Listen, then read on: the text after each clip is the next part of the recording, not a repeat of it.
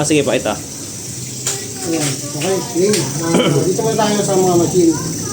So, itong power sprayer, ang basic maintenance nito, yung kadalasan na gagawin mo, pwedeng every 15 or weekly, yung maglalagay ka na ng grasa dito. Grasa? Bili ka Anong ng grasa yun? Kahit ano sir, wag lang yung pang high temp.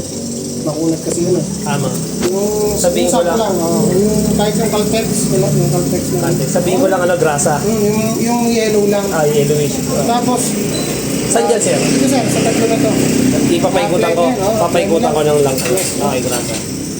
Tapos, pag once na nakita mong dry na, parang lupa na siya, parang ano na, bili ka ng WD spray mo, di tatanggal yun.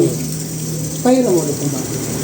Yung po trabaho mo. Tapos, change oil quarterly, every 3 months. So yung drain plug, itong nasa ilalim. Drain plug and So, dito ako magre-refill. So drain ka dito, sahurin mo lang ng pansahod dyan para di natapon doon. Tapos Gano'ng karami yan, sir? ang langis sir, 600 ml. 600 ml. Any brand, so any oil, wag lang use oil. Okay. Siyempre mantika, kahit ano. 10W o wala Wala na. lang specific sa ito. Yan. Pares lang ganyan mo sa kabila. Next, dito tayo. Sa compressor. Chine-change oil din. 6 months. Ganun din, sir. Drain plug, Drain plug, okay. refill. So threaded naman to. Ayan, ang threaded yan. At yan yung refill. Ngayon, ang laman nito, kailangan lalagpas, may red dot din dun sa dito sa glass. Dito sa tapat mo rito. Okay. Meron yan red dot. Lagpas lang ng konti sa red dot. Tapos ang langis, kung kaya mag-fully synthetic, Dito, sir, fully synthetic din. Maganda. dito hindi mo. Kahit hindi na. Dito lang. Best. Tapos, monthly, drain. Kapanood Original mo best lang, pa ba ito, sir? Yes, sir. Drain. Ano yun, sir? Magdi-drain ka ng moisture. Moisture. Magkakatubig Okay. kasi ito. Every Kahit monthly, sir, pwede niya. monthly, sige. So, paano magdi-drain? Off mo muna to. Up muna. Up. Or mas maganda, sir, bunutin mo na lang. Mo na yung bunutin mo lang dito. Okay. Tapos, palabasin mo na lahat ng hangin. So, paano magpalabas? Ito, may ring sa likod. Okay. Pipinutin, ilahin mo yan. Wala. Parang pabukas. Ilahin mo lang. Yan, hanggang maubos. Naubos. Pag naubos. Makikita mo to, sir, maubos to, babagsak to. Back to zero pa. Ngayon, pag naubos, saan ka na magbubukas? Gamit ka na ng plies. Tapos, saurin mo. Kasi, Hindi mo siya mabubuksan. At boyson mo isa. Bawal buksan ka agad to, no?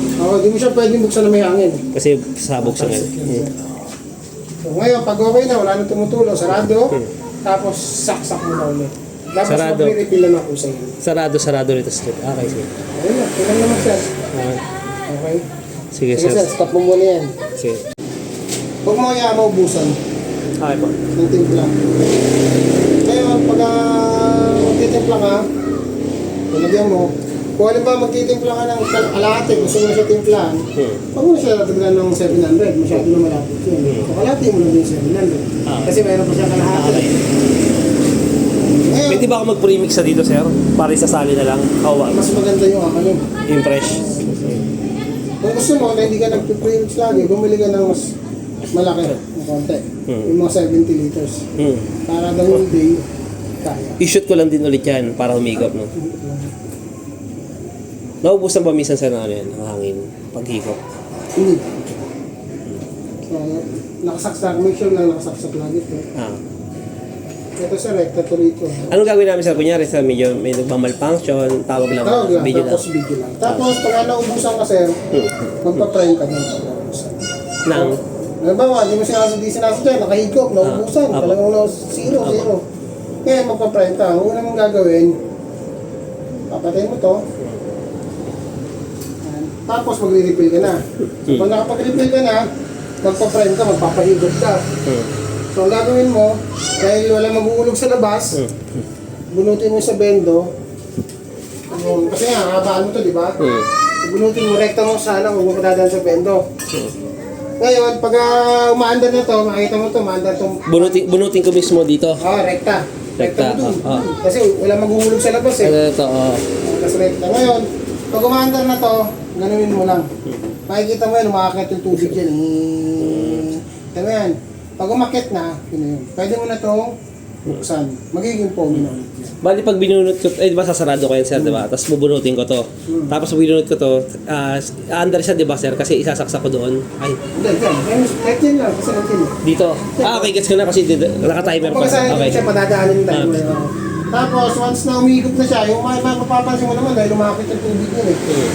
Tapos iingay ng konti mo lang, ganyan. Ibig sabihin, nakakahigop na siya. Ngayon, pwede mo na siyang tanggalin, ibalik sa bendo, tapos buksan mo na to. Tapos pwede ka na maghulog din sa labas. Pwede na ulit. Okay, gets ko na. Yung unang labas doon, yung tubig. Tapos pag tinapon niya lahat ng tubig ng laman ng hose, yun ang magiging foamy na yun. Sige, sige. Yun lang naman, basic lang maintenance ito. Pag may problema, video lang sir. Tapos, tutok mo lang kung ano yung problema. Sabihin sir, ito, paano ba ito, paano ganyan. Sige, sige, Hindi ako sir. makareply.